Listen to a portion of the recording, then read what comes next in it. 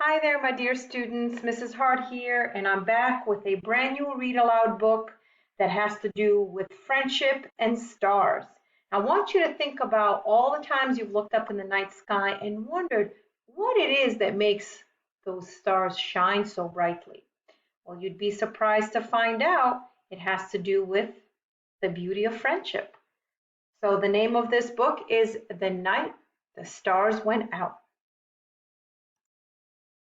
There once was a tiny alien with a very big job. Alien was a star shiner. Every night he kept the stars shining. Alien took his job very seriously. Alien never took time off to do anything fun, and he didn't have any friends. Every day he shined and shined and shined. Shining is all he did. But one night something disastrous happened. The stars went out. Oh no! Did I shine the stars too much? Alien wondered. He tried everything to fix the problem, but nothing worked. Alien was desperate, so he called the star helpline. They told him he needed a magic varnish, but the varnish was only sold on a faraway planet called Earth. Alien changed into his best human disguise and set off right away. It was a long trip. When Alien finally arrived on Earth, he learned something interesting. On Earth, aliens float. Alien hadn't planned for this, and he got himself into a bit of a tangle. Help me! Alien kept yelling and finally got the attention of a young boy and his dog. Hello, can you help me, please? Alien asked. Sure, the boy replied.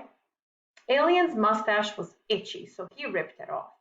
I'm Alien, he said.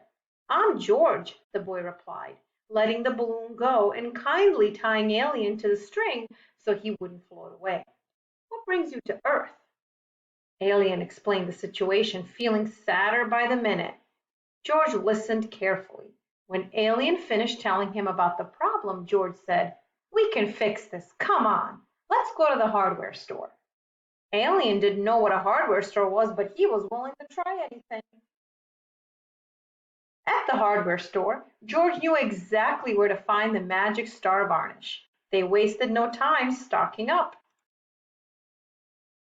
Do you want to play with me for a while? George asked. Alien wasn't sure. He needed to get the stars back on, but George had been so helpful. Okay, Alien said. Alien couldn't believe how wonderful it was to play. He had never had so much fun. They giggled and giggled and giggled. Alien felt very strange. His body felt light, and he couldn't stop smiling. He was happy.